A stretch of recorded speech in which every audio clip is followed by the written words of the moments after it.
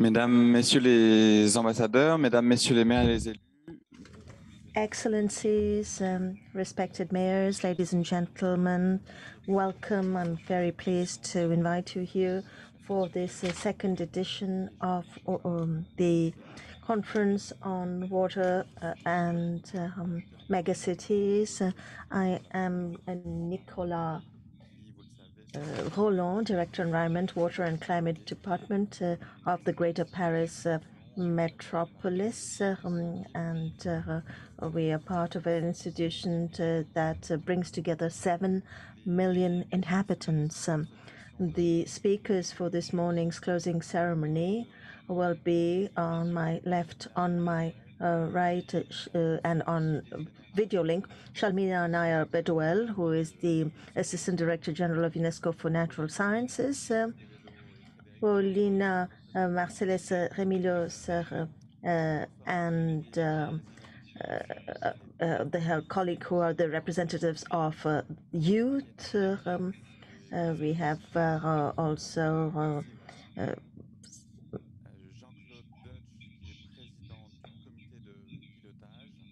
François-Marie Didier, Président SIAAP, Ayati Karkadis from ZILEM, Jean-Claude Deutsch from the Steering Committee, Jean-Blanc Jiménez Cisneros, co-president of the Program Committee,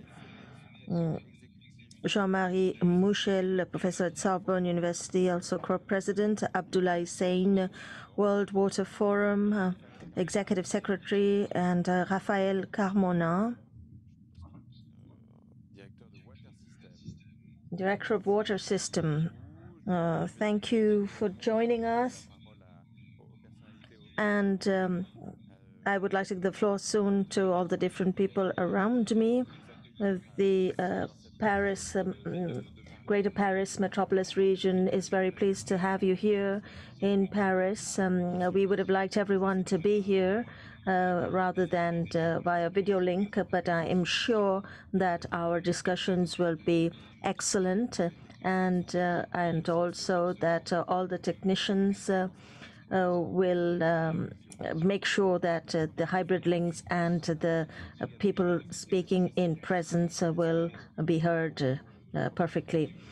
So the first Megacities conference was between the 1st and 4th in January 2014, and we discussed the difficulties faced by these megacities, and the Water Climate Alliance will meet this afternoon, in fact, and they were also involved. And then afterwards, the Greater Paris Metropolis took shape, and through its climate plan, a lot of ambitious projects and plans were defined, bringing together a coalition of public and private actors working in the field of climate change and resilience, particularly imperviousness activities in dense urban areas, flooding, and also at the urban level, the city level, and also at the catchment level.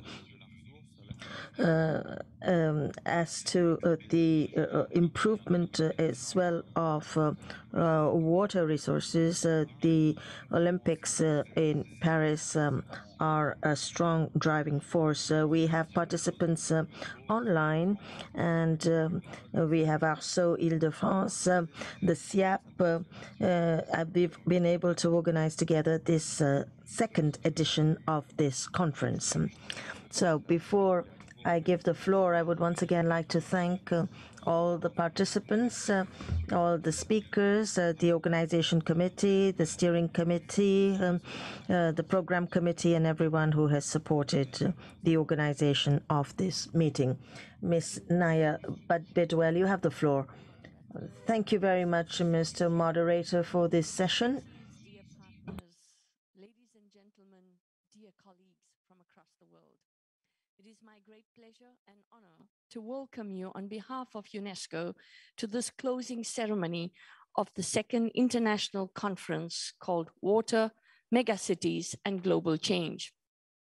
First of all, I would like to warmly thank the organizing team of the conference our co-organizers, our committed partners, and I will cite them here: ARCEAU-IdF, SIAAP, and the Greater Paris Metropolis, as well as our wonderful sponsors, Xylem, Sitecom, Agence d'eau Seine-Normandie, Eau de Paris, Veolia, Département Haute-Seine, CEDIF, Suez, Almar, Resource Think Tank, and Be Water-Own.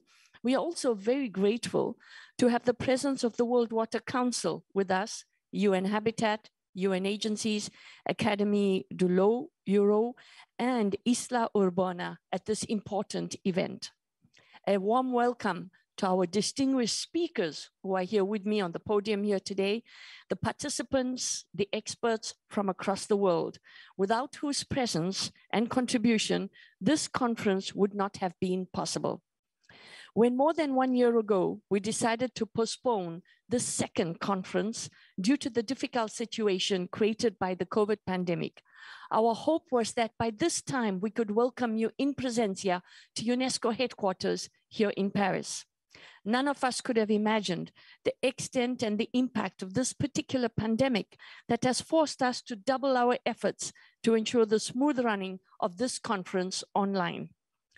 This is why I would like to praise the entire organizing committee, the team, our partners who are here with us today for their perseverance and dedication. They spared no energy and showed great sense of commitment and creativity to enable us to enjoy such a successful event today, which is the second International Conference, Water, Megacities and Global Change. Thank you to all of you. The intention of the EauMega 2022 conference was really to gather together water policy makers, sanitation operators, decision makers, local representatives of megacities, the basin authorities, as well as researchers, students, experts, civil society from across the world, and with the overall goal of enhancing integration, interaction, knowledge creation, knowledge sharing, co-knowledge generation between all these major actors for an improved water management in megacities in the face of climate change. The purpose was not to focus on problems, but rather to explore the multidimensional solutions which are based on the needs of the megacities, but also collaboration among these actors, leading to holistic and sustainable resource management and urban development. Not only have we succeeded in this mission, but we've gone far beyond our expectations. I'd like to give you a few statistics of these days' meetings. More than 2,000 participants from 120 countries have enjoyed a total of 39 sessions animated by 254 speakers, including 3 ceremonies in the plenary, 20 scientific and technical sessions, 5 roundtables, 6 side events, 5 MAWAC regional roundtables, 3 sessions dedicated to youth. Now, these sessions, the roundtables, the side events, the technical events have highlighted important facts and identified incredibly innovative solutions in addressing the complex interrelated water and global change in megacities. And I want to especially acknowledge the presence of youth with us. Inspired by UNESCO's operational strategy on youth, we have also tried to maximize the youth engagement in this year's conference, more specifically by inviting them to address the issues of megacities, water, and global change. With this aim in mind, a youth steering committee composed of 14 volunteer youth representatives from across the world developed 3 principal activities that were included in the program of this conference. And I would like to cite them and pay homage to all of these youth across the world. Firstly, the EauMega Innovation Challenge, through which youth aged between 18 to 35 were asked to be part of the solution on how to manage water-related data in megacities. Secondly, we have the World Youth Perspective, a space for young attendees to interact through discussions and presentations which focused on the targets of SDG 6. Thirdly, the Youth Declaration and the call for action on water and climate change in megacities. You will be hearing more about these activities in a few minutes, directly from the representatives of the Youth Steering Committee, and UNESCO would like to sincerely congratulate each and every one of them for their participation. Excellencies, ladies and gentlemen, colleagues, our distinguished panelists here today.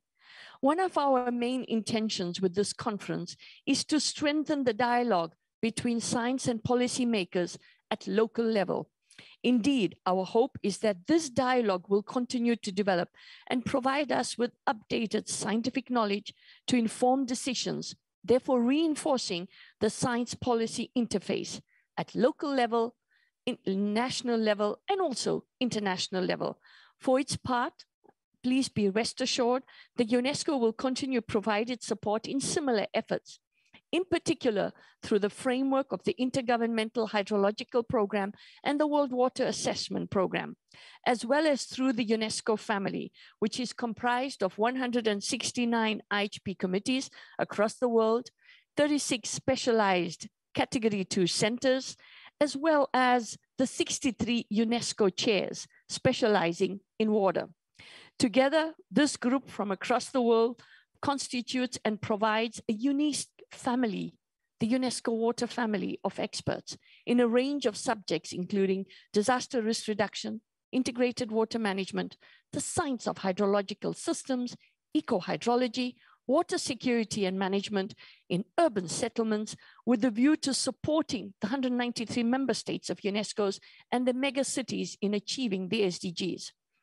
UNESCO also possesses an extensive network of field officers that have already demonstrated the ability to work very closely with the megacities to address water and the impacts of climate change. This particular conference has offered us the opportunities to activate the cooperation platform of the Megacities Alliance for Water and Climate, MAWAC, by concretizing the exchange of expertise in the specific field of water, climate change, and sustainable urban development. We see this as a confirmation of the necessity of this particular unique alliance, much needed today. We also see that with the precious help of our partners and our distinguished panelists here with us today, and the involvement of the megacities themselves, this alliance should now adopt its strategic framework and further develop its regional chapters in order to fully achieve its goals. These goals are threefold. Firstly, strengthen the capacity of megacities to implement global standards and agreements, to promote transdisciplinary knowledge and the adoption of integrated and multi-stakeholder approaches to facilitate international cooperation, thus driving towards a paradigm shift in urban water management and climate change adaptation. These are issues that will be further debated during the Assembly of Mayors and Governors this afternoon. To conclude, I want to express my sincere gratitude to all of you for joining UNESCO in this conference, for sharing your experience, your expertise that we look forward as UNESCO to disseminating across the world. My sincere and humble gratitude to all our colleagues in the Division of Water Sciences, the distinguished partners, and I would like to sincerely thank the director of the division, Dr. Abu Amani, some of the colleagues who are here with us today, Philippe Pipette, Simone Grego, Alicia Orley, and all those who have contributed to the success of this meeting. Thank you very much for enabling us to meet here today. Thank you to all the technicians, the translators, and the logistic support that we have received. Once COVID restrictions allow, I would reiterate my invitation on behalf of the Director General of UNESCO to invite you here at headquarters, your home, to UNESCO, to enable us to explore further possible cooperation on these critical issues. I thank you once again, look forward to this dialogue for your invaluable contribution to the shaping of our sustainable and resilient megacities. Thank you very much. Thank you. Merci beaucoup, Madame Naya Bedwell. Je vais maintenant laisser la parole à Frédéric Pinoncos. I'd like to give the Thank you very much. And I now give the floor to Frédéric Pinoncos and Paulina Marchena Ramirez Quevedo, who are the representatives of the Youth Steering Committee. Distinguished guests, so far until these days, we, the youth, have witnessed and lived the consequences of a fast-changing environment due to the growing population and metropoles, as well as rapid globalization. These fast-changing realities have brought into attention the effects of climate change and the complex duty of solving issues concerning water security and natural risk around the world that concerns everybody. We, the young people, believe that there is an urgent call for international cooperation in order to create a dialogue on water, especially in megacities, which by 2030 will be home to over 1 billion people. Today, we stress that action must be taken towards adaptation and mitigation and prevent the sequels of global change. This needs to be done through the inclusion of every diverse stakeholder linked to water management, ranging from the most vulnerable populations suffering environmental injustices to decision makers, services providers, governance leaders, community-based organizations, among other actors who have the power to be the change. Youth as a rising generation acknowledge that collective work and mind shift towards sustainability is needed. A change of paradigm in the water management dialogue and its implementation. We are convinced that we are change agents, but we call upon older generations to open the way for a different future, a sustainable reality for the upcoming generations. We, the youth, as a united group, envision a sustainable, secure, fair, equitable, and egalitarian world where gender, ethnicity, age, among other social, political, and economic factors are not an obstacle to achieving fulfillment as beings that make up a social ecosystem where environmental conditions, such as access to water or natural phenomena, are no limiting factors to achieve this. Together, as young people, we affirm that water issues need to be seen from a systematic point of view and with the understanding of system-level changes. It is critical to achieving the interlinked sustainable development goals, debunking the traditional concept of the water sector as merely referring to utilities. The unprecedented challenge of COVID-19 has also emphasized the vital importance of water, sanitation, and hygiene services globally. The younger generation, rightly, must be a part of the decision-making policy processes, since we and upcoming generations will be facing the consequences of the decisions taken today. The involvement of young people must be meaningful with their participation in problem analysis, planning, investment, and implementation decision. We believe that addressing global environmental problems starts with awareness. As young people, we are aware of the issues that affect our megacities and that are capable of catalyzing systems-level changes.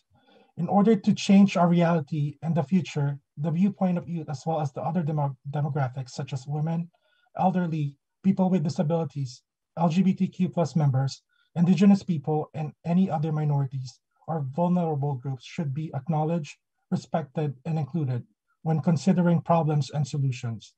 Advocacy for resolving water and climate issues must involve all parts of the society, including the public and private sector, media, and civil society.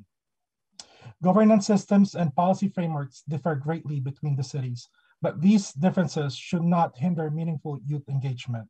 There must be more financial opportunities available for young people to take action while also considering their work and facilitating their involvement in the governance framework, and provide capacity building services and learning opportunities for young people in order for them to have more skills and knowledge in water management.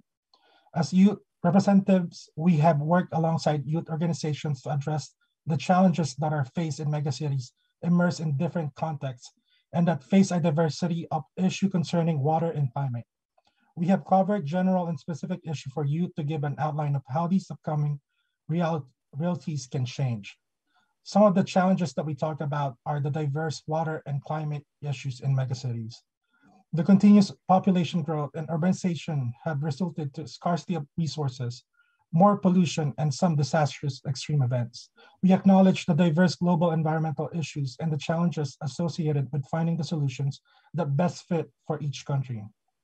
Water sanitation and hygiene, or WASH, issues still exist. According to UNICEF, 2.2 billion people worldwide still lack access to safe drinking water, and 1 in 4 people in the global population does not have access to safe sanitation, and thus elevating the risk of waterborne as well as vector-borne diseases.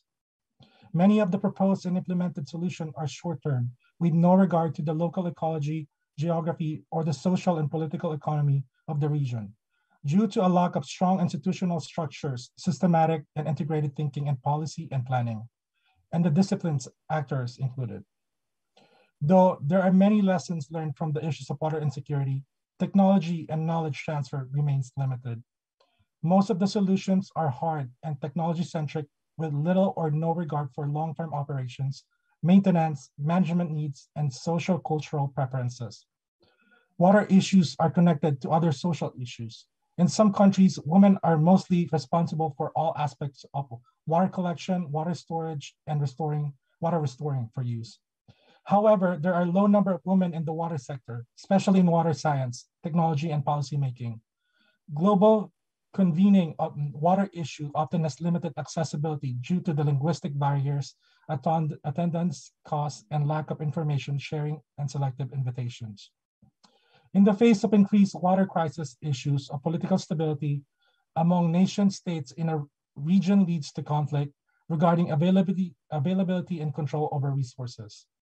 Planning for the development of water and sanitation services in megacities does not take migration and informal settlements into consideration. The imbalance between available water and recovered water in the basins of megacities have caused water stress in such basins and even in basins from other regions that serves as a source of supply. The need for a shift concerning water management, going from a technical and using the LASRA point of view into thinking that we are part of a social ecosystem and water fulfills not only human needs, but also the ones related to other species and dynamics that take place in the ecosystem. For the past decade, over 30 billion metric tons of carbon is emitted worldwide annually. We are in the tipping point of completely destroying our ozone layer. Participation from all aspects of the civilization is needed in order to reverse the damage. Megacities are being flooded. Countries are being overwhelmed by weather calamities as they are not prepared for bigger and longer storm events. Some storm systems are not designed to handle bigger volumes of stormwater resulting to flooding. Another factor that we considered is stressing the role of youth in finding the right solution. There is a lack of space for us to participate, such as in megacities, where there are few or no mechanisms for youth to voice their concerns related to water issues like access to information, data, training programs, and job opportunities in research and practice. Outcomes of consulting youth and other members of civil societies are often not incorporated meaningfully into the policies and other programs and projects. Global conventions and conferences on issue of cities, water, and climate crisis often do not involve young people as both speakers and participants. There are insufficient professional development schemes and knowledge exchange platforms for young water specialists. Young people face barriers in presenting their research and exchanging ideas with senior professionals. Us young people are also unable to access financing to develop our research prototypes, projects, and strategies. There's also a limit. There's limited information and availability of high quality courses to educate young people to enter the water sector. And there are few openings and opportunities in the sector for young water professionals. The potential abilities that may contribute to solve water issues such as communication, digitalization, and knowledge exchange between professionals at the early career have been underestimated by current decision makers in several regions of the globe.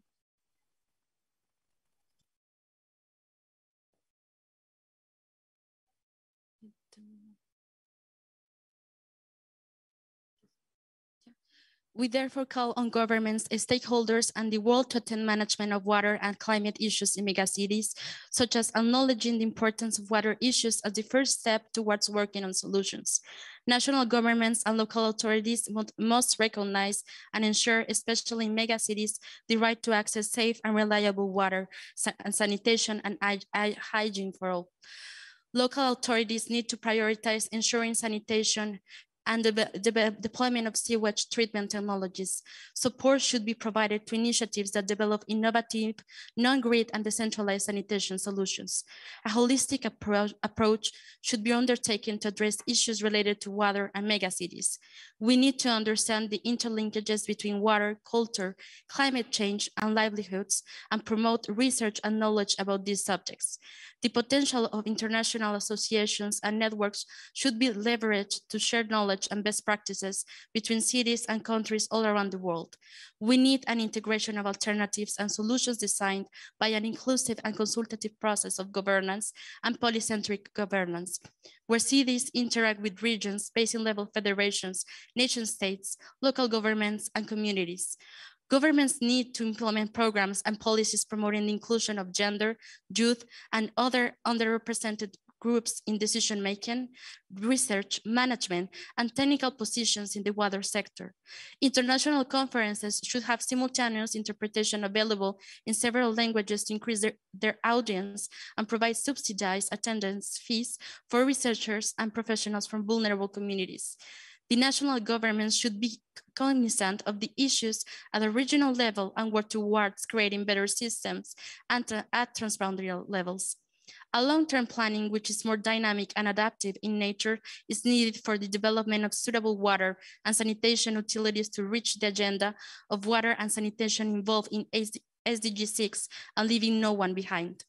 Creating and implementing strategies and master plans to reach a balance between available water and recover water in the basins of megacities and affected regions that serve as source of supply. We pledge to commit to a youth engagement, reiterating the importance of recognizing the knowledge and interdisciplinary understandings that youth provides. For this, youth should have better channels to voice their concerns and suggestions to the decision makers in regard to their needs in megacities, such as establishing youth environmental parliaments or youth advisory councils at the city level that are linked to decision making. Accountability measures should be incorporated into the policy design process to ensure effective implementation of consultations outcomes in the final policy formulation. Global conventions and conferences need to include young professionals and youth organizations in all aspects of these events to promote intergenerational dialogue, especially as speakers and moderators, while considering funding and exposure for youth participations. Policies need to be made to improve the availability of both short training, degree programs, seminars, webinars, and mentorship to prepare future generations for tackling the most pressing needs ahead. There is a need for youth research groups and water networks where youth can form links and senior research and practitioners in order to reduce the generation gap regarding water management and its diverse sectors. National and local governments need to provide funding for youth initiatives in order to meaningfully contribute to solving the future challenge of megacities. Water issues should be incorporated in educational curricula to improve the understanding of the water issues among youth and encourage them to enter the sector and be conscious about the different realities concerning this subject while sharing their own experience. Local governments should convene youth for the community or city level challenges, and support the outcomes of these sessions to ensure the development and implementation of locally tuned and community-specific solutions. The role of the youth in the wise use of water should be formalized through local mechanisms of participation that involve them to find solutions to the water issues, as well as we, as youth, gain responsibilities and experience. The Youth Steering Committee would like to thank the following signatories for supporting our causes. You, Isla Urbana, Swiss Water Partnership Youth, Philippine Young Water Professionals, Museo del Agua, Local Pathways Fellowship, WASH Advancement Center, IWA Mexico Young Water Professionals, everyone from the Youth Steering Committee. It has been a great year collaborating with other young professionals globally who share the same passion and advocacy for the environment. Lastly, we want to thank Maud, Marina, Corentin, and everyone from UNESCO who assisted us through this process and for giving us this opportunity and platform to speak our voices. Thank you. Merci beaucoup à Frédéric Pinancos et Paulina. Thank you very much, Frédéric Pinancos and Paulina Marcela Ramirez Quevedo, representatives of the Youth Steering Committee. I think everyone duly noted the words, the figures, and the images that really showed us very clearly the challenges that we have to face. We also saw the seriousness of the situation, but also the will to overcome these obstacles and and take up these challenges. And I think we can all be very pleased in having young professionals that will help us take the necessary decisions and that will help the technical and political leaders to meet up the challenges and deal with political governance issues. And I will now give the floor to François-Marie Didier, who's the president of SIAAP. Well, thank you very much, and thank you for UNESCO. Thank you to UNESCO for having us here today in a very limited group of people, unfortunately. But I'm very pleased to be here and to represent SIAAP. I was elected president of SIAAP 3 months ago, and as Nicolas Rolland mentioned, I'm also an elected official of the city of Paris and of the Greater Paris Metropolis. So I'm not going to go into all of the French and Parisian administration issues, but to echo what Nicolas Rolland was saying, I'm a young elected official. I was elected less than 2 years ago. But I have a 15-year professional experience in the energy and environmental positions. And to reassure the younger generations, there are also younger elected officials who are very much involved, who are passionate about what they're doing, who know what they're talking about, and who are really trying to move things forward with this very complex situation. So I would like to say a few words about SIAAP. SIAAP is the leading sanitation operator in Europe. It's an industrial public service. It's industrial, and this is something that's very important because the specificity of SIAAP is that we exploit our wastewater treatment stations directly. In other words, every day we treat the wastewater of 9.5 million people living in the Paris area. And we have 2.5 billion liters of wastewater treated every day in our water treatment plants. So these are very impressive figures. And we have 1,800 employees working within SIAAP, and our budget is approximately 1.4 billion.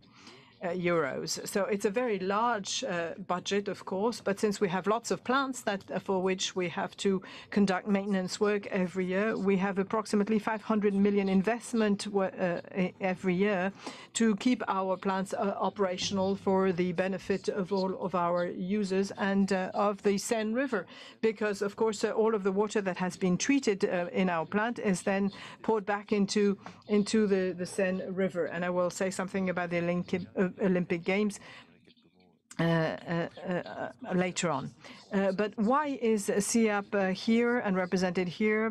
Why is it that we are represented here? First of all, we're a historic partner of UNESCO, and we're very proud of this. And I want to reassure Ms. Naya Bedwell, we have a new president, but I hope that the partnership will go on. And at any rate, I will be delighted to continue on different projects together with UNESCO. There's a piece of legislation that was passed a number of years ago in France called Oudin-Santini, and it allows a number of public services like SIAAP to invest 1% of its operating budget or investment budget. I never remember actually if it's one or the other, but at any rate, approximately 6 million euros per year that can be invested in international projects on the basis of cooperations, in particular with UNESCO. So this is the reason why SIAAP is here today. And of course, we were behind the initiative of the Alliance of mega cities. We participate in all of the COP meetings. We also have very concrete projects in African and Asian countries and also in Latin America. Of course, our engineers are there to bring technical solutions. In other words, we have a technical contribution, but also a financial contribution to bring. And for us, this is obviously a commitment that goes beyond our own territory, which is that of Greater Paris. So we're very proud of this. And As the new SIAAP president, I really want to build a true international strategy, and all of our partners, of course, can give us ideas as to what they want us to implement, and we'll work hand in hand as we've been doing so in the past few years. As an elected representative, and I'm speaking in that capacity now, there are colleagues who focus on the quality of air and energy. In energy, the requirements have reached record levels with COVID as far as energy is concerned. I started my professional career about 15 years ago, and at that time, the key challenge was different. Today, the key challenge must become water once again. With climate change, water will become more and more scarce. Streams will be dry. And my colleague here, who is in the Scientific Council of the SIAAP, knows what I'm talking about. And it is very important that we hear scientists, that we hear researchers to give us the proper facts. Tomorrow, without water, there won't be any nuclear reactors, there won't be any hydropower dams, we will not be able to generate energy, we will not have clean cars, we will not have clean air. So as the president of SIAAP and a young elected representative, I want to put water back on the agenda as a priority, and I hope that it will be the case for the next president as well, French president. So this is the message that I want to convey: put water back on the agenda. Now, SIAAP is trying, alongside its researchers and its scientific council and its engineers, we are trying to build sanitation for the cities of the future. So we are doing this with our partners, big businesses, French and others. We have some national champions in this field, water, drinking water, and sanitation. And this is something that we have been focusing on for a very long time. And ever since Napoleon III, Haussmann, etc. I am in the 20th district. Eugène Belgrand is somebody that is very dear to my heart. And as the president of SIAAP, we want to build the future sanitation networks so that we shouldn't just take care of water treatment, but also producing energy. We should keep an eye on costs and public service, and with a focus on innovation and research. It is important to understand how we're going to treat water in the future. How are we going to recover carbon, phosphorus, nitrogen? That's the challenge that we face in the future, and that is my vision of the SIAAP. We want to work on these aspects. Now, just a couple of words by way of conclusion, and once again, I would like to thank you for having invited SIAAP to the table. In 2024, we're going to host the Olympics in Paris, and we would like that the Seine River and the Marne River, that the SIAAP also takes care of, becomes one of the main focuses of the Olympics, so that it is possible to swim in the river Seine even after the Olympics. SIAAP is in charge of this. 1.2 billion euros are going to be invested in this, and this will help the inhabitants of the Greater Paris region. We have a schedule to stick to. This involves a lot of work, and then ultimately it is important that people are able to swim in the rivers with the right investments. And as I said, that SIAAP was the main player in this project for the Olympics and even beyond. Well, thank you very much for inviting me in this beautiful room in UNESCO, which unfortunately is far from full, but that's how it is. Thank you very much. Thank you very much, François-Marie Didier. I think that was a very good answer to the steering committee of young people that we just heard, the youth committees, that there are people like you bringing together scientists and experts. I'd like to give the floor now to Ayatia Karkadas, who is Senior Vice President and President Water Infrastructure. Distinguished conference participants, it is an honor for me to be here with you today.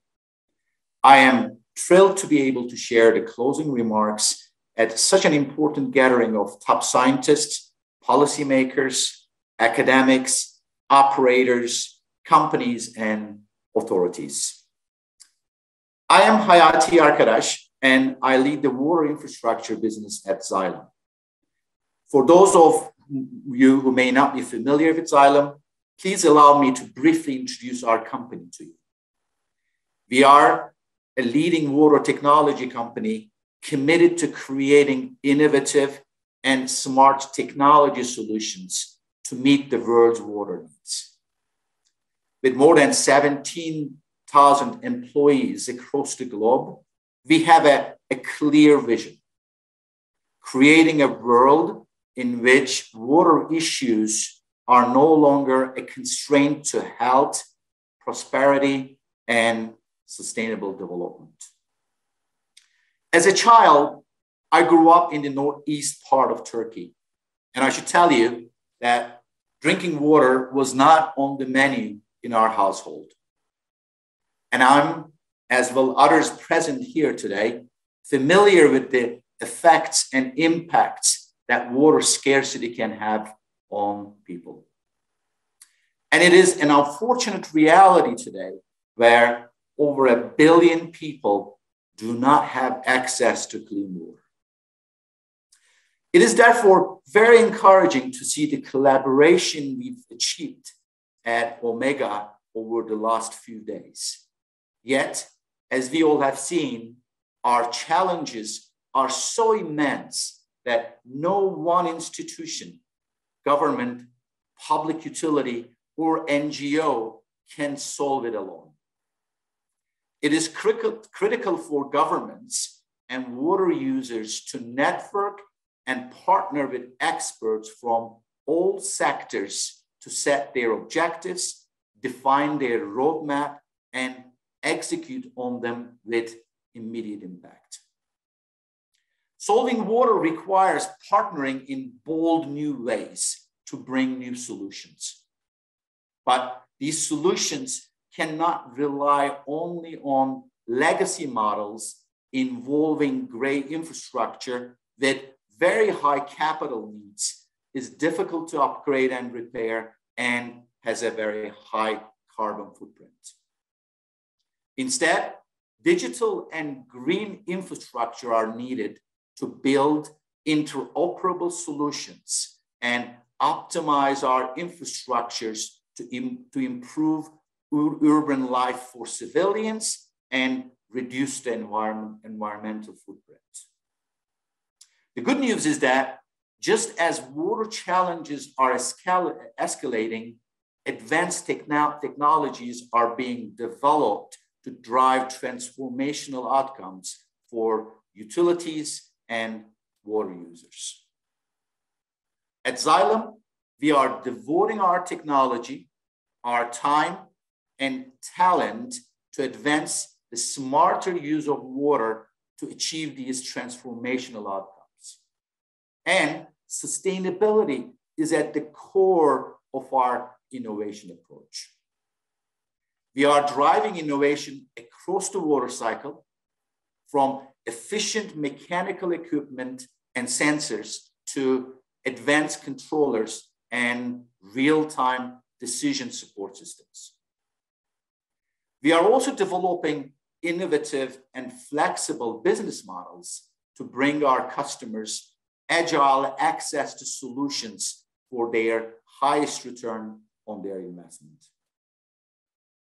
One great example of Xylem's long-term strategic partnership is with the city of South Bend in Indiana in the US.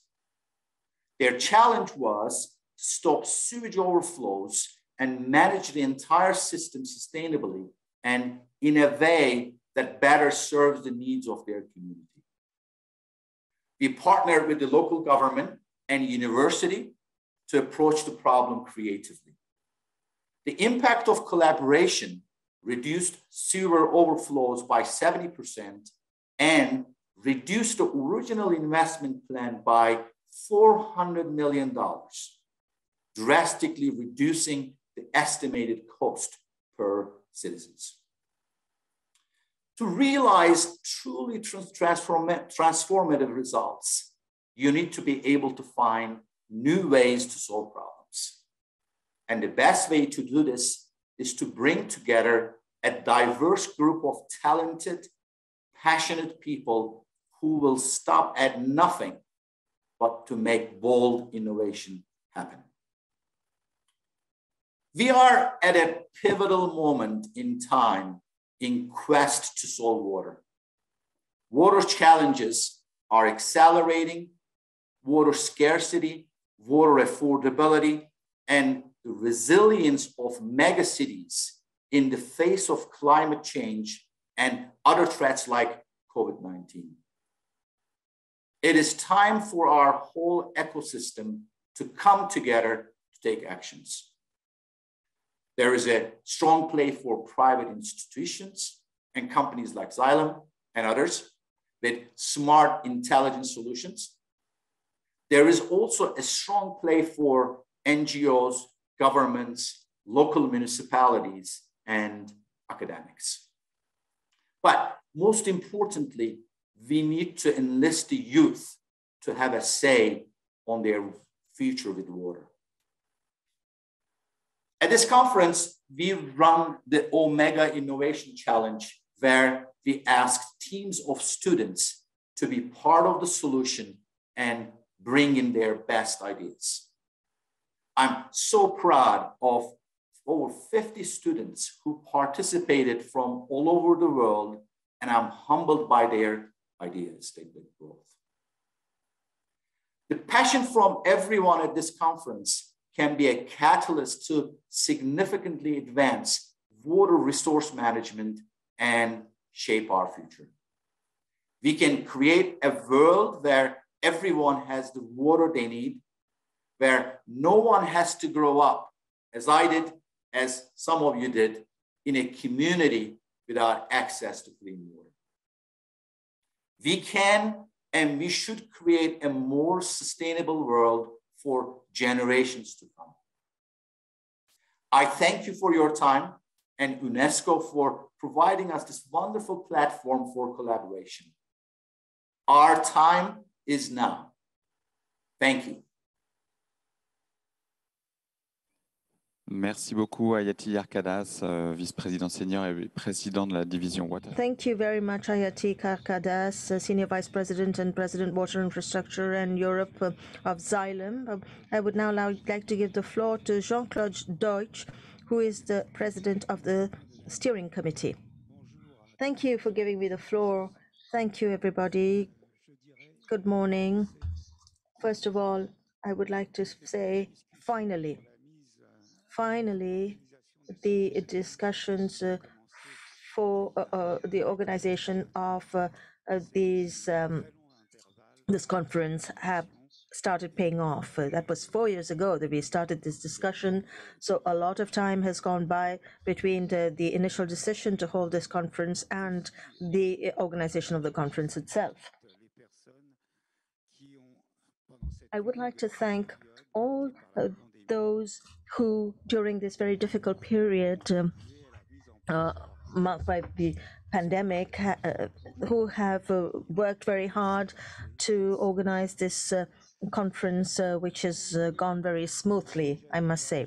As Daniel Markovic said in the opening session, I would like to start by thanking two people who have really been the linchpins of the organization of this conference.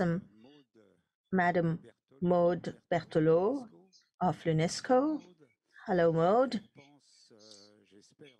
I hope that you are going to get a well-deserved break because I know that you're going to leave UNESCO shortly to pursue your professional career.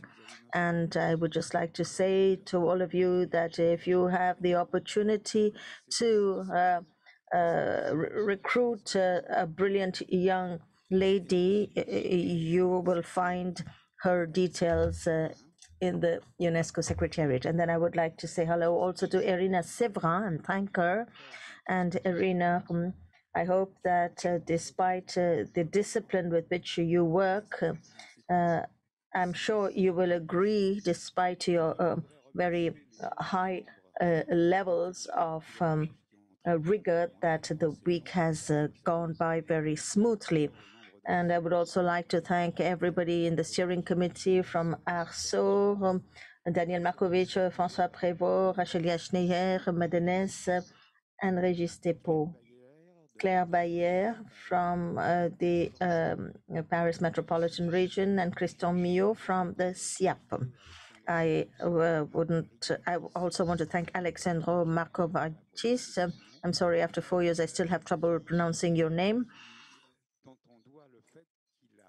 He suggested that UNESCO should organize this forum in its premises. I would also like to thank the International Program Committee, particularly the two presidents, Mrs. Blanca Jimenez, who is the Mexican ambassador to France, and Jean-Marie Michel, who is in charge of the Seine Atelier region, who is also here and who will take the floor after me. Thank you very much also for everybody who has believed in us for such a long time. And thank you as well to all those who have taken the floor in the last few days, in person or virtually. It is a bit premature to take stock of the outcomes of this conference, but I would just like to highlight some of the salient features. As to content and substance, we have focused on certain themes that are shared by a lot of people, namely water management. It is obvious that water management needs to be looked at, but it's mainly an organizational problem, although we do have to look at the technical aspects as well. And it has been said that all the people involved in water management in cities have to be on board.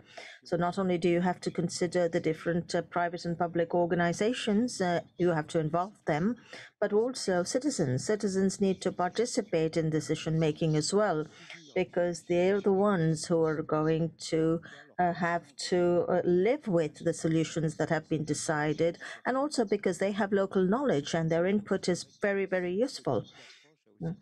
This approach also has repercussions on the techniques and the knowledge that needs to be deployed. We need a multidisciplinary approach.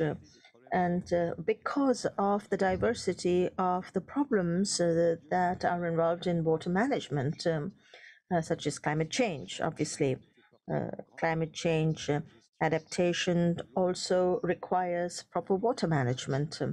Another example, and this is just amongst many others, is how the pandemic is being monitored through analyzing the amount of coronavirus in wastewater.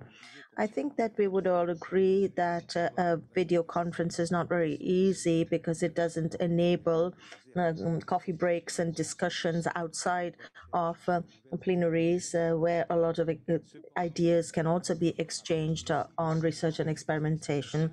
However, we have still managed to experiment actions that we have never been able to do in the past. Thanks to this virtual conference, a lot of people have been able to participate. A lot of countries have presented their research online.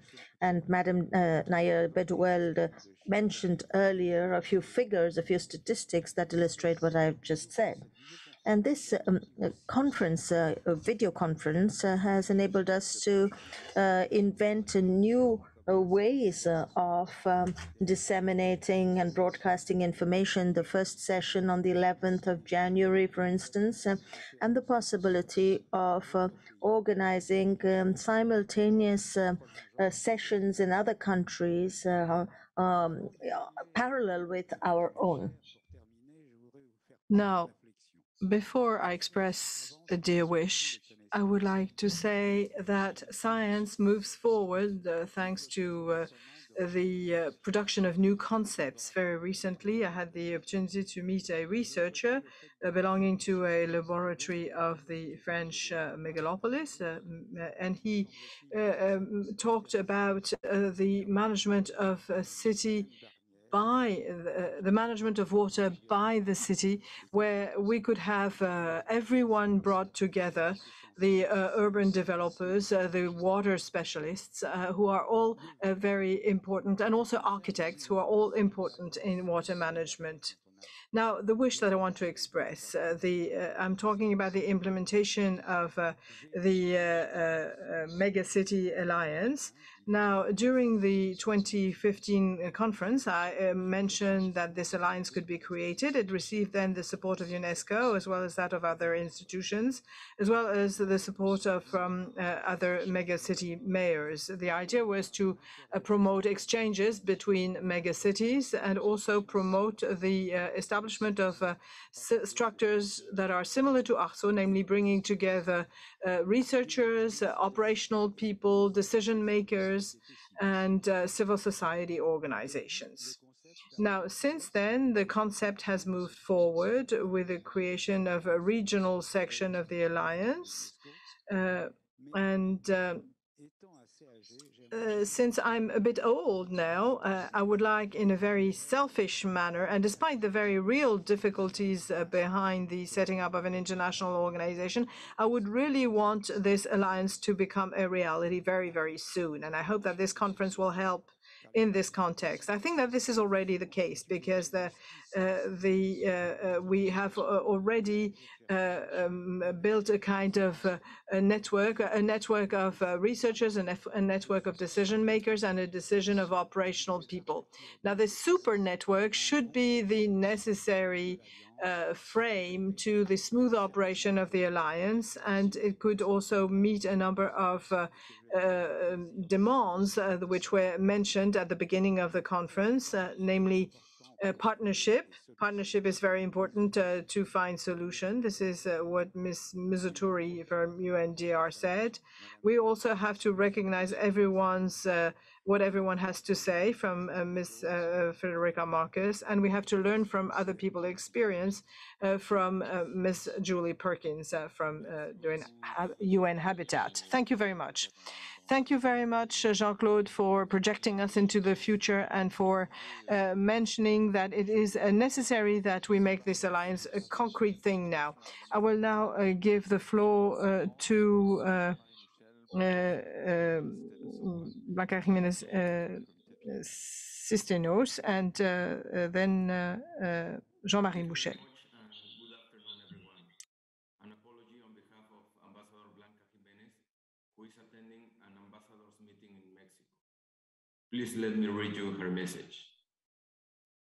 6 years ago, we held the first international conference on water, Megacities and Global Change, hosted by UNESCO and ARCEAU-IdF. At that time, we wanted to raise the challenges that megacities were facing in terms of water management. Based on the interest shown, in 2020, the pre-conference Water, Megacities and Global Change continued the discussion that led to this new edition in 2021. The 2020 pre-conference focused on putting science at the service of populations. This concluding conference brings together most, if not all, urban water stakeholders that need to work together to achieve multidimensional solutions. As we know, megacities are urban regions with more than 10 million people, where half of the world's population is living. These megacities face several challenges that go beyond the traditional problems of water and sanitation, which in most cases are solved through technological solutions. The rapid growth of cities is forcing service providers to seek new sources of water supply, some of which don't have adequate quality. Other megacities face challenges from floodings, which will be increased by climate change. Regarding climate change, NASA has indicated that the last 8 years have been the warmest ever recorded since 1880. We don't have a universal solution, but rather several solutions that must be tackled in a particular way and subsequently shared to eventually be replicated in other megacities. In addition, other aspects must be included in the equation if we want to provide sustainable solutions. These include urban planning, governance, risk reduction, water culture, education, mitigation and adaptation to climate change, international commitments such as the Sustainable Development Goals, and more recently, pandemic response. In this context, the COVID-19 pandemic raised additional challenges such as the provision of clean water for hand washing, as it has been demonstrated that this is a practice that reduces the risk of contagions. Thanks to the participation of different sectors in the conference, we had a chance to attend presentations on a wide variety of topics that included water supply and sanitation, urban planning, water reuse, aquifer recharge, ecosystem services, water culture, risk management, resilience, as well as climate change. There were even presentations that dealt with the analysis of corruption in the sector through an integrity risk index. Future scenarios indicate that we will be more vulnerable to climate change in megacities, and this requires innovative solutions to move forward. In this respect, we should bear in mind that the urban water sector is vulnerable to climate change, but can also reduce greenhouse gas emissions in the short term by improving operational efficiency and adopting energy efficiency measures. About this, some megacities are already implementing solutions that follow up the greenhouse gas emission reduction in water utilities through different tools, as well as developing climate risk plans in such installations. This will have an impact on emissions reduction, but also on the overall energy consumption and service costs. At this point, it is recognized that water is a pillar of well-being and should be managed in a sustainable and coordinated way with the participation of civil society, as well as other institutions and levels of government. The participation of all these sectors is a recognition that water management requires joint work focused on a common goal, to develop solutions that avoid a major water crisis in megacities. Special mention goes to the participation of students and young professionals, as they will have the responsibility of continuing these joint efforts to maintain the discussion alive and keep sharing experiences that contribute to solving the problems we are already facing. In this way, the experiences that have been shared here should serve as an example to provide water for all users, including the environment, in the face of the global changes that we have identified. We recognize that the fulfillment of the human right to water is still pending, but events like this will contribute to achieving it. I'm sure that this conference will keep the debate on the complex challenges related to water that megacities are facing and will contribute to identifying solutions with a holistic and multidisciplinary approach that will ensure the sustainability of megacities while serving as a roadmap to other urban areas. As part of this conference, we will have an assembly of mayors and governors. This complementary event demonstrates the importance of water and climate change for the authorities of megacities, who oversee the provision of water and sanitation, either by themselves or in partnership. as well as other aspects related to integrated water management. Let us hope that this alliance continues to work in a coordinated way to provide solutions for megacities. Finally, I would like to recognize the leadership of UNESCO and ARCEAU-IdF, along with all the conference partners, for successfully organizing this event in the middle of the pandemic. I am sure that the balance is positive and it will easily pay off the effort and dedication of all involved. Thank you very much and congratulations. I wish you a sustainable 2022. Thank you.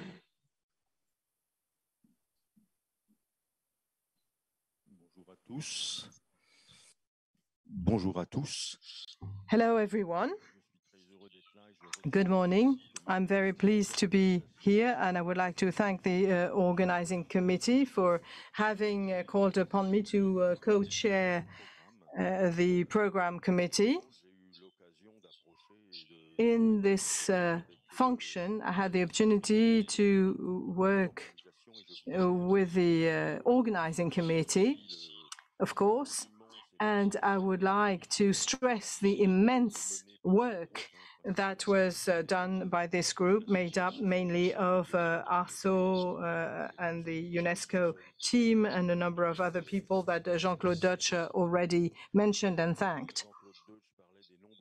Jean-Claude Deutsch referred to the many years that were necessary to organize this conference. I would also like to stress this point.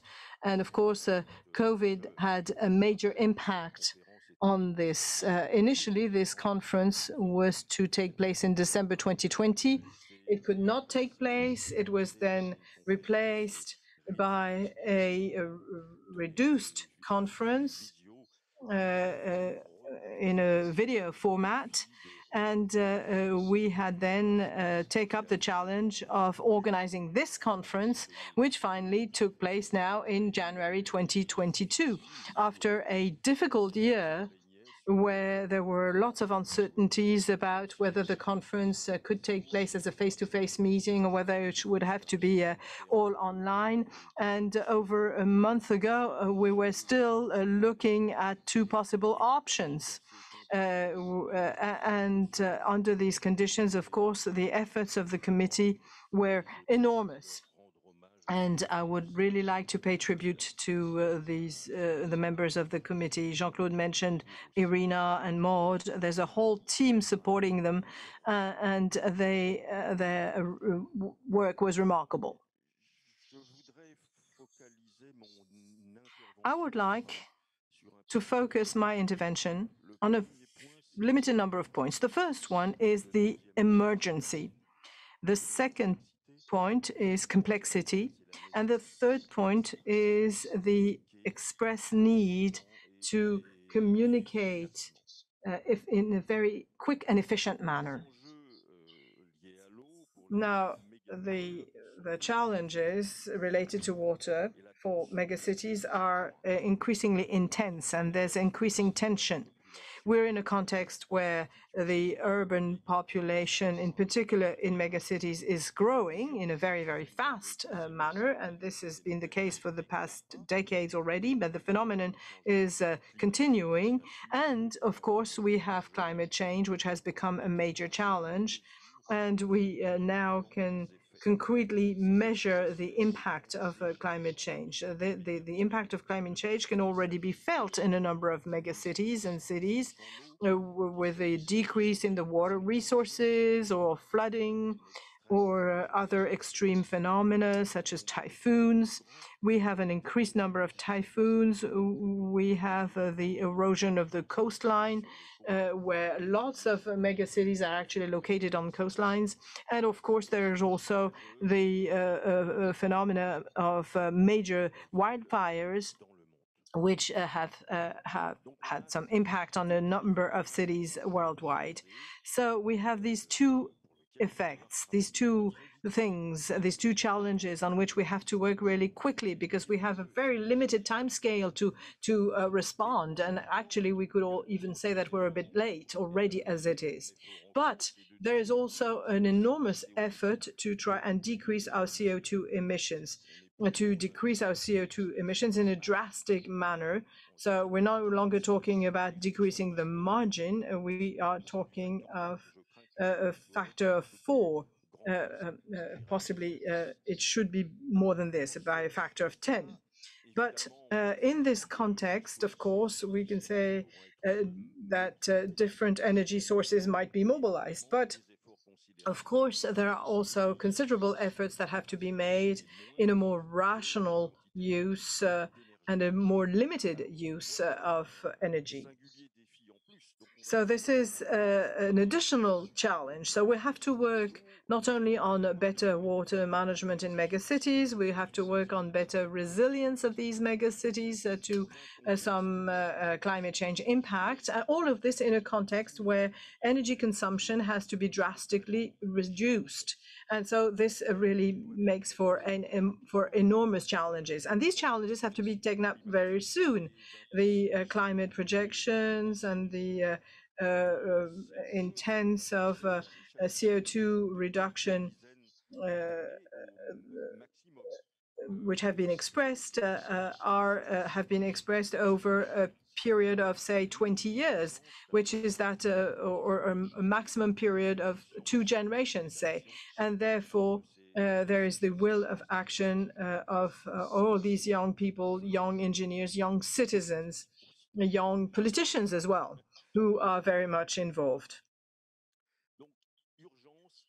So we have a real emergency here. We have a very limited time scale, but maybe we have an opportunity for water management in megacities. We are going to take advantage of different facilities, different projects to generate a new way of managing water or new facilities that integrate water. Let's think, for instance, of the progress made on buildings and also on more water savings that can be achieved. There may be changes, there will be changes in transportation as well, with spaces that can be used possibly also for better water management. So this is something that will really have to mobilize different sectors. They have to be mobilized together. They have to be mobilized, as we say, just like we want to mobilize politicians, services, citizens, engineers. Also, we are sometimes faced with contradictions. And when we assess these contradictions or these conflicts, they may be really strong. For instance, in order to promote short cycles, we promote, and this is no longer just fashionable, we promote urban agriculture, peri-urban agriculture, agriculture that would be closer to cities. So the implementation of all this will mean that we're going to have to use more water. And this is a kind of water that will not be recycled much because agriculture really needs water to then evaporate. And water evaporation is another way to cool cities. So we see that just in the mere water sector, there are already a number of conflicts with regards water challenges, and things are very complex at several levels, both with regards water management issues, with regards the megacity at the megacity and catchment scale, but also at the intersectoral scale. With the town as a whole, and not only with the management of the city as a whole, and not just water management. So one of the great challenges that we have is that in the current situation, we have a lot of diversity. We have different climate situations, we have different political situations, we have different water practices and methodologies. And all of these examples are very rich. And therefore, it allows us to compare situations with others and to adapt, to evolve, to adapt to different situations. And therefore, it is also very urgent that we communicate on all of these different experiences, on all of these stories that we can share, all of these practices related to water management. And therefore, it's absolutely essential that we have these bodies where we can exchange, like this conference, or regional conferences are another example of this. And I would really like to advocate an even stronger distribution of ideas in the context of UNESCO conferences, but also at the most local level in each and every city. And maybe the structures that are currently being implemented allow these exchanges of information, which will have to be well structured, because there's so much information that you might actually lose the thread. And so maybe one of the roles of these bodies, or of these international bodies, would be to offer the technical and practical means to disseminate the sources of information that would be necessary to all. Thank you very much. Thank you very much, Jean-Marie Michel, for having highlighted the fact that the situation is urgent and having provided solutions. I'd like to give the floor now to Abdullah Uzini, Executive Secretary of the 9th World Water Forum, who is with us remotely.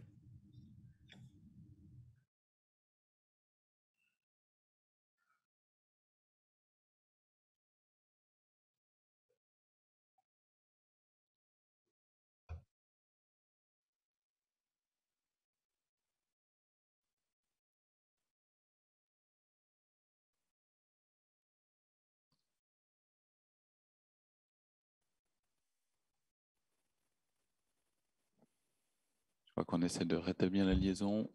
On va attendre quelques secondes. We'll need to wait for a few seconds. Thank you. Can you hear me? Yes, we can hear you. Thank you very much. Thank you for your patience. Excellencies, ladies and gentlemen, I would like to thank all the organizers as well as the participants to this very important at this very important conference that is really being organized at the right time and is part of a series of actions that is going to lead us up to the 9th World Water Forum in Senegal from the 21st to 28th of March 2022. The discussions that we have heard today have highlighted the fact that water is indeed a driver of urban development, because it is through water that humankind will be able to achieve peace, security, and sustainable development. Water is an important and essential element at the crossroads of different priorities. It is imperative for the development of peace and security, and all these issues were addressed in this very important conference in the different themes, sessions, and subsessions. And the different topics that were addressed on several occasions are very important for the world at large, but particularly for the African continent, because it is a continent that is still lagging behind when it comes to achieving the SDGs. And the recommendations coming from this conference will certainly be very useful and will be a determining factor in the success of this conference. For the 9th World Water Forum, we want all the stakeholders to be fully informed in terms of preparation and organization. We have a collective responsibility to make sure that the agenda is up to the challenges that we face in the field of water and sanitation. And we hope that it will contribute to the overall UN conference of 2023. I would like to assure you that all the measures have been taken to make sure that the participation in presence in this forum will take place in the best possible conditions. A few colleagues said that it was very difficult. We were in the same situation as you. You were in the same situation as us, and we really hope that the situation will be more favorable in March 2022. So everything is being planned, and we will continue contacts with UNESCO and with all the players to make sure that this forum is a forum which will provide answers to the water issue. And this is indeed very important for the world. And as I said, in particular for the African continent, I would like to extend my deepest gratitude to UNESCO for being by our side, and not just by the side of Senegal, but also for supporting the World Water Forum. Thank you very much. We hope that UNESCO will be present at 2022 Water Forum, of course, and we know that there are going to be a lot of cities that will be participating in this forum as well. With the help of OECD, the city of Dakar, and many other partners, we will have a special political segment dedicated to cities and territories of the world. And we hope that there will be as wide a participation as possible of municipalities and territorial authorities in this forum. And I would like to say, see you in Dakar in March 2022 in Dakar, and thank you very much for your attention. Thank you very much, Excellency, for your mobilization, and all the very best to this 9th World Water Forum in Dakar. And we hope that the participants will be able to attend in the best possible conditions. I'd like to give the floor now to Rafael.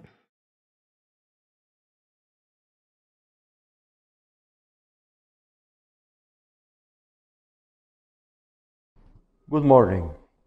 Thank you very much for this great opportunity to share with you some aspects of the work that Mexico City Water Agency, known as SACMEX, is conducting to improve the quality freshwater service.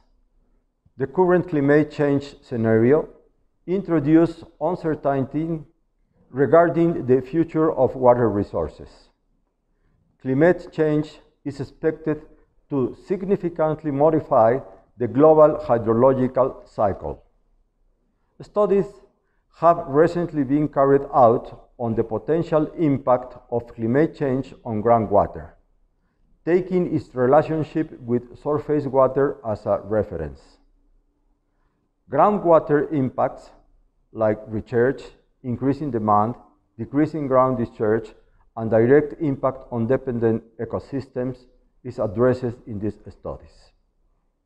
Groundwater is most resilient to climate variability than surface water. The time scale of groundwater processes and impacts are different to other processes.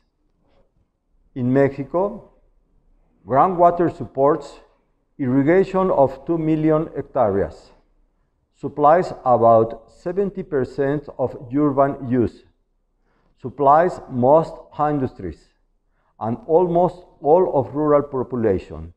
Mexico City is within Mexico Basin or Mexico Valley.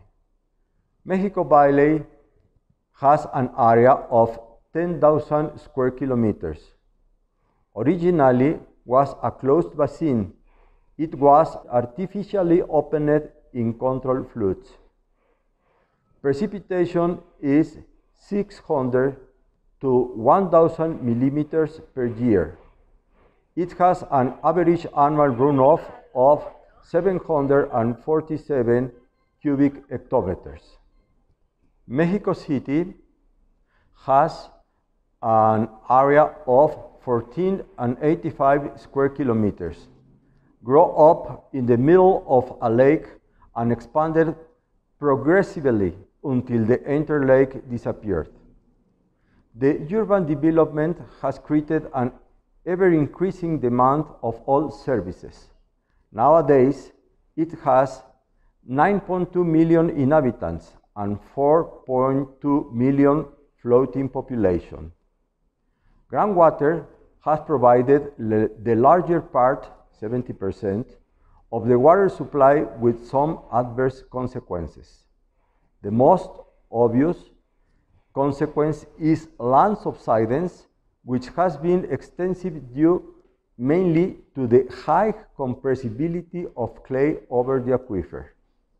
This slide shows some aspects of the infrastructure that we have in Mexico City area, hydraulic infrastructure.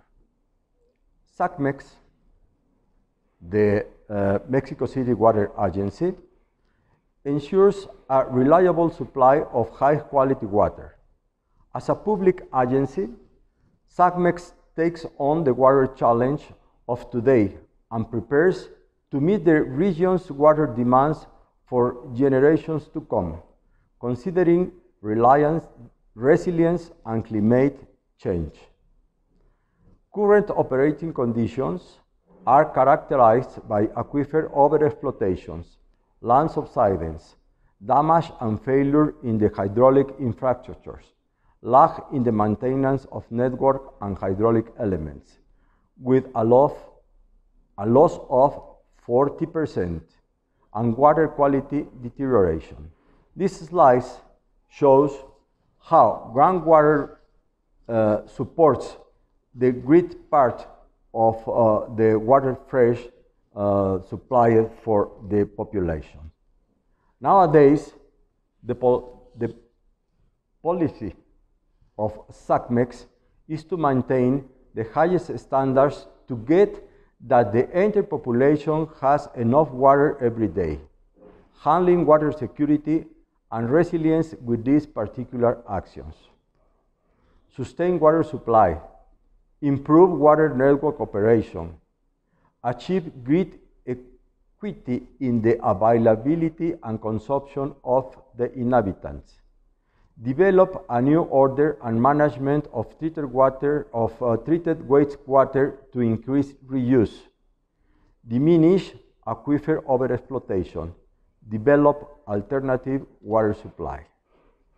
To cope with the demand, improve alternative infrastructures in new edifications, increase water culture and demand reductions, and actualizes water rate to optimize water use and increase reuse. Mexico City Water Management Plan has the objectives to achieve groundwater sustainability and halve land subsidence, and the goal to achieve groundwater sustainability in 20 years and balancing aquifer pumping to natural and managed aquifer recharge. Following the policy of coordination of actions to efficient use of public investment, transparency, accountability, getting water security and environmental conservation with social participation. Water reform is not a one-shot business. It's a non-linear process and very seldom results in a win-win situation. Water reform should consider future conditions to face actions, encouraging a closer interaction between public agencies, university, and private sector is a key issue. Thank you very much. SACMEX is going to be keeping in touch with all of you in order to offer more details and information about the works that we are conducting in Mexico City.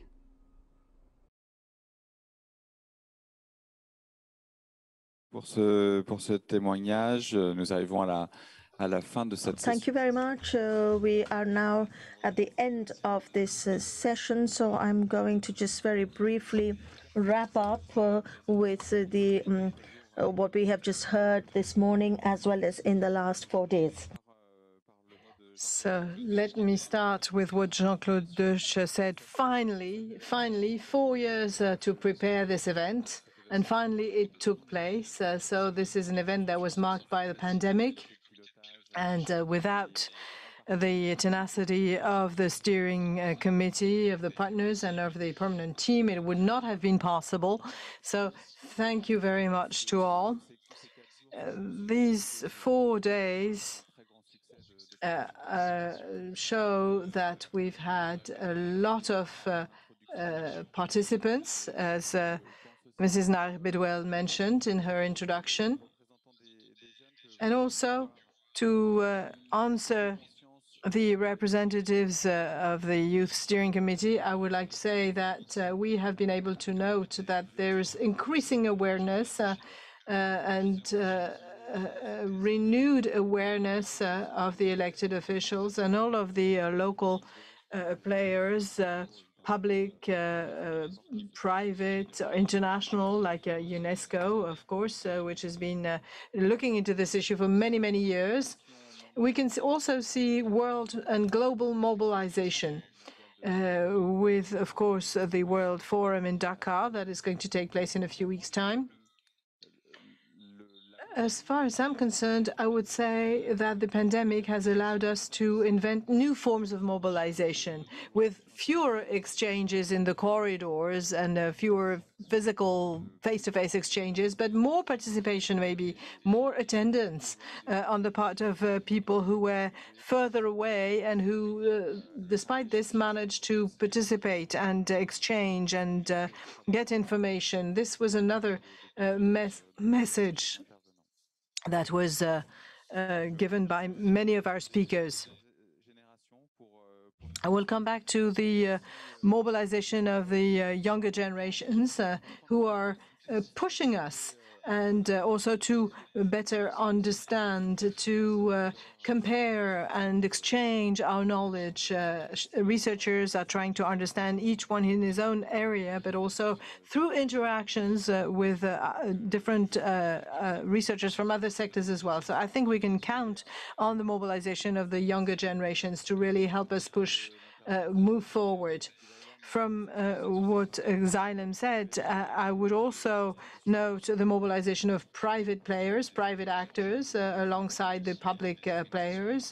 We also mentioned NGOs, and also there is a need for a shared roadmap, something that should be very clear. On several time scales, in other words, the short term, but also the medium and the longer term as well. Many of the speakers stressed innovation, technical innovation, of course, but not only technical innovation. I also noted the idea that we were moving from water management. Where did I write this down? Water management in the city to water management by the city, which allows the various actors to be involved.